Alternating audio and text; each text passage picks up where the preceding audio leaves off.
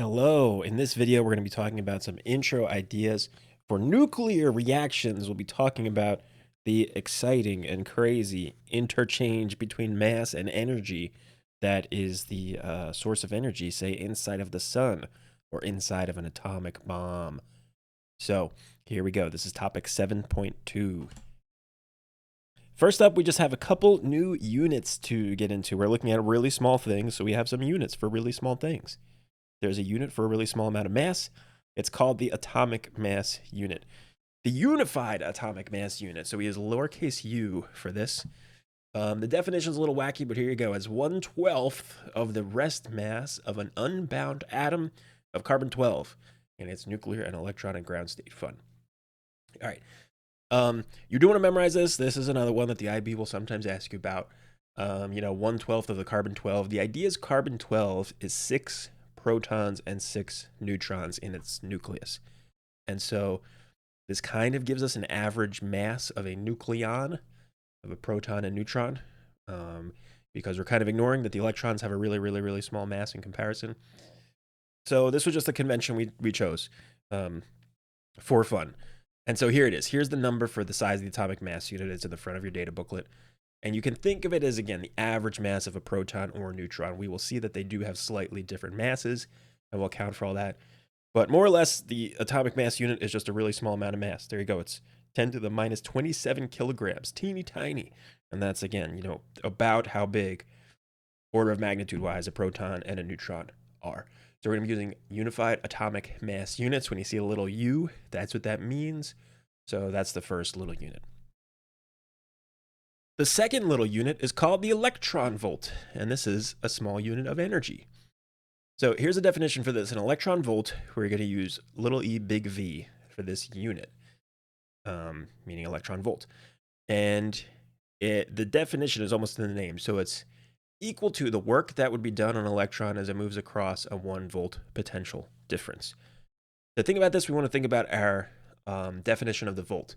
Second most important definition in all of physics, that a volt is a joule per coulomb. And we can use our topic 10 data booklet equation. There's a similar one in topic 5 that tells us all about this idea of potential difference and how it relates to work done on a charge. So of course, electric potential difference here, if I multiply joules per coulomb by coulombs, I'll get the work done in joules. So here's all we do officially to figure out how much an electron volt is. I multiply the charge of an electron by 1 volt potential difference. Since a volt is a joule per coulomb, that work is equal to this many joules. So that's the definition of an electron volt. An electron volt is that many joules. It's equal to the number for the elementary charge because of this definition, because we're just multiplying the elementary charge by 1 volt. Of course, it makes it a completely different thing. This and this are not the same at all because the units are different, right?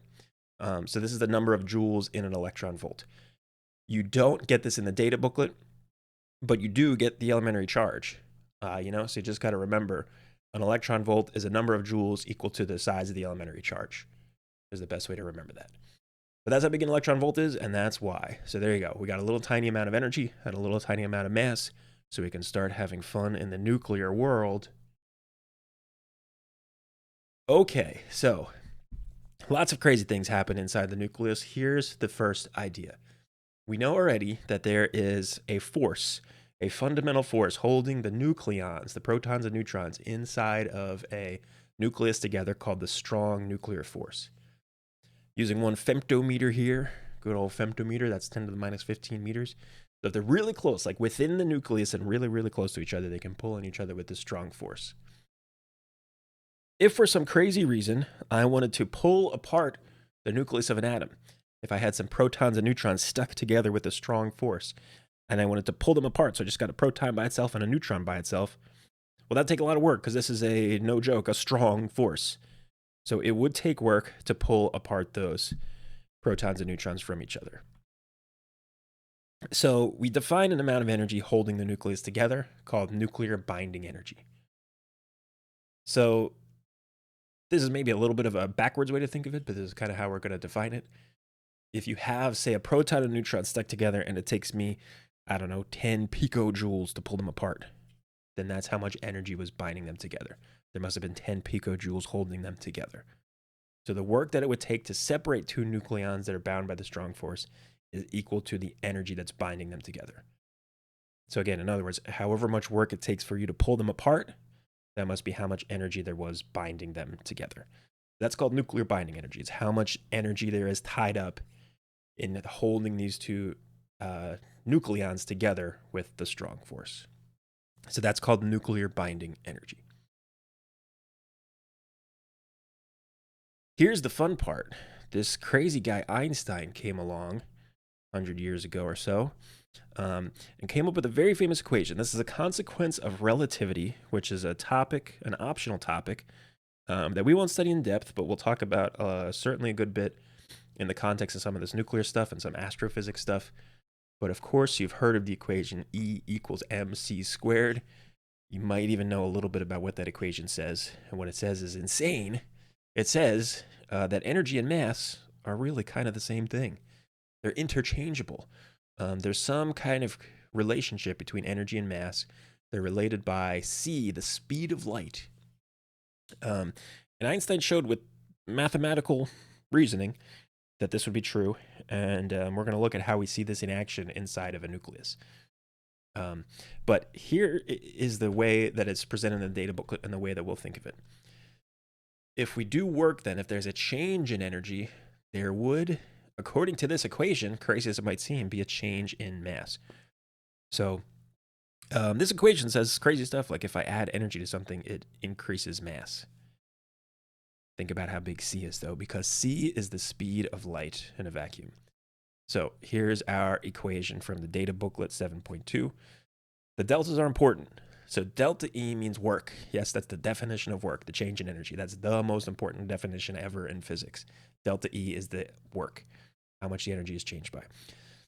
Remember, it can be positive or negative. You can do work on something and add energy to your system or an object, or that object can do work on something else and lose energy. So delta E is the work, change in energy. Delta M then would be change in mass, whatever the heck that means. And C is the speed of light in a vacuum. The speed of light's a constant in the front of your data booklet. It's 300 million meters per second, which is real fast. So thinking about that, you might think this is crazy. There's no way that if you do work on something, it changes mass. We've been doing physics for like a long time now. And like if I, put my cart on a ramp and it gets pulled by a mass and accelerates, it's not like getting heavier, right? Or is it? Well, think about how much work you're doing, because however much work you do, you divide that by the speed of light squared. So take the change in energy and divide it by 300 million squared. That's how much the mass changes in kilograms. On the macro scale, it's negligible. But when we get inside the atom, it is not. All right, so for everyday objects, when you're dividing by 300 million squared, that number in kilograms is nothing to worry about. But inside of the atom, when we're dealing with masses of like 10 to the minus 27 kilograms, that does start to make a difference. So here's a couple consequences of that equation. And if you don't believe me, we'll look at some examples of where we really see this. So it must be true then that if it takes work to take, let's just say, a proton and a neutron stuck together by the strong force, if it takes work to pull them apart, if I'm putting energy into the system to pull them apart, they must end up with more mass when they're apart than they were when they were together. It looks like this, and this is really true. So here's the concept. We have the simplest kind of nucleus you can have. Well, almost. This is called deuteron. It's the nucleus of a hydrogen 2, just a proton and a neutron stuck together with a strong force. If I took this nucleus and I pulled them apart, I would need to do work to do that. I need to overcome the strong force to pull them apart to a distance where the strong force turned off. And I would get here to a free proton and neutron. So they're not stuck together anymore. It takes energy to separate these into this. And because I put in energy, the proton and neutron by themselves are truly heavier than the proton and neutron that are stuck together. They really, really are. The difference in mass there we have a name for. And this is another important definition. This is called the mass defect. So the mass defect, one way to define it is that it's the mass equivalent of binding energy. And that's in an E equals mc squared kind of sense. So because mass and energy apparently, says Einstein, are interchangeable, that's what we mean here.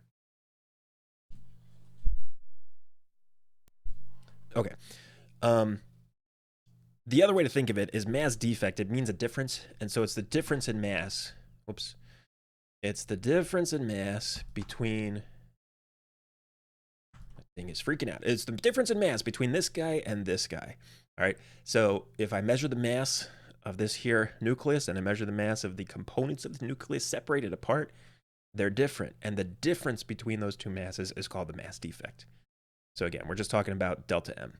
So delta M, essentially, in this context only, is the mass defect, not every delta M. All right. It's the delta M that goes with the nuclear binding energy. In other words, you could say it's the difference in mass between the mass of a nucleus and the mass of its individual nucleons separated apart. So the difference in the mass of these two things.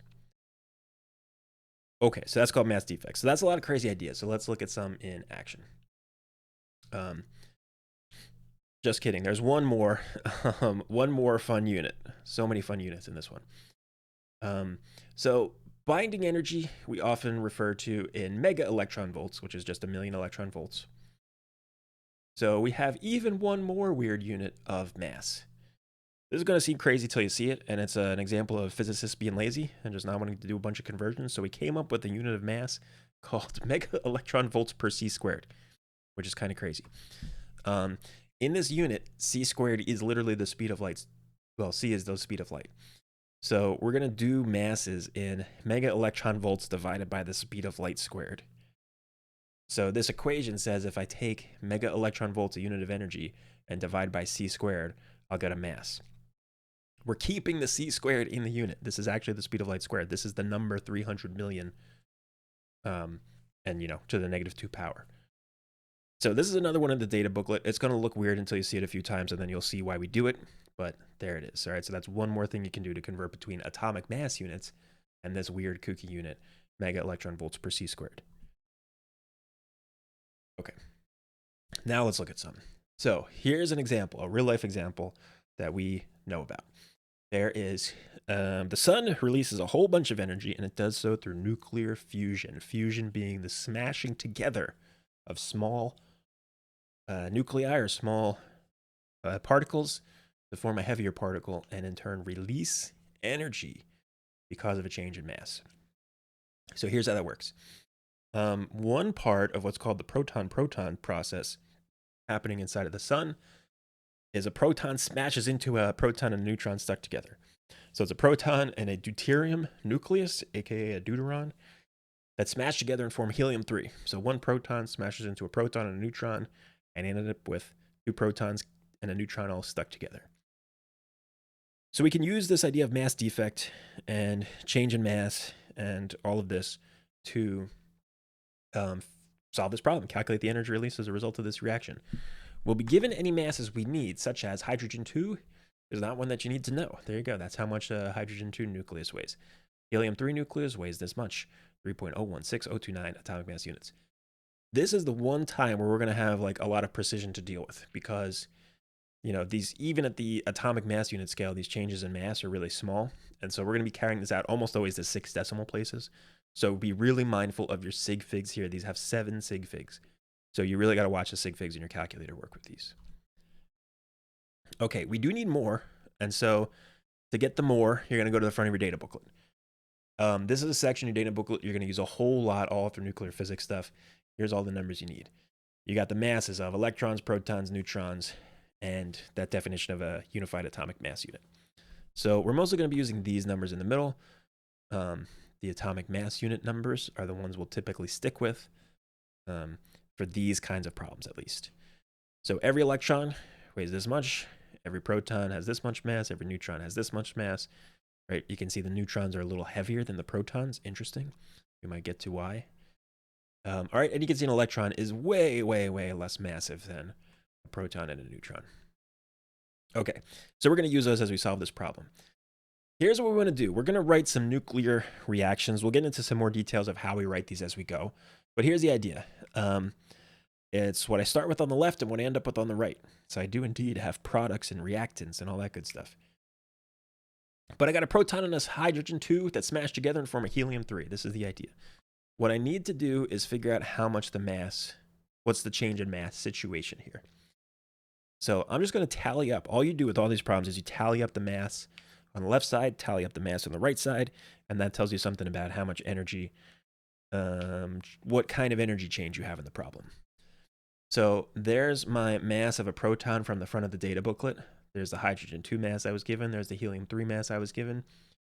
We'll notice when we add these together that the mass of a proton and a mass of a hydrogen 2 are different than the mass of a helium 3. That's the idea. It looks like I lose mass in this process. And conservation of energy is still pretty much a thing, but it's more like conservation of mass energy, because I guess they're the same thing, says this Einstein guy. So this mass disappeared. That must be going somewhere. Where it's going is into energy. And truly, this is how the sun makes energy. It turns mass into energy. So delta M, the change in mass then that I could find to use my delta M c squared equation, I just take the difference, and I've lost 0.005349 atomic mass units worth of mass. So that's the process. If you're dealing with anything like this, add up all the mass on the left side, add up all the mass on the right side, see how much the mass has changed by, and then we're going to use the equation E equals mc squared. All right, I am first going to convert atomic mass units to this crazy unit to show you how this works. This is always a good process to do when we're trying to find energy. You don't usually want to express these in joules because they're tiny numbers. That's why we use the mega electron volts. So just to see how it works, let's convert atomic mass units to this crazy thing, mega electron volts per c squared. All right, here's the conversion in the front of the data booklet. That's what it is. I'm factor labeling. And here we go. I get 4.983 mega electron volts per c squared. That's the change in mass. The per c squared is super important. If you don't include that, it's not right. All right, that's a weird way to measure a unit of mass. Here's why we do it that way. I'm going to plug that in for delta M, and now you'll see the magic of this stupid unit. All right, so I plug in 4.983 mega electron volts per c squared for delta M, and then I multiply by c squared. So those just go away because the c is the speed of light in both of these. It's the number 300 million. So they cancel out, and I just get 4.983 mega electron volts. It's just that many. That's why we baked this c to the -2 into this weird unit. It's just because all the time we multiply by c squared. So we just truly baked it into the unit of mass. All right, it's a weird thing, but you'll get used to it as it goes. That's the idea. Do the accounting and show those units. Don't get sloppy with MEVs versus MEVs per c squared. It's definitely confusing, and it will take some practice, but think about the mass versus energy thing and this equation and how this is all working. That's an important kind of concept to understand and make sure you're clear on. You can imagine it's an easy concept to mix up.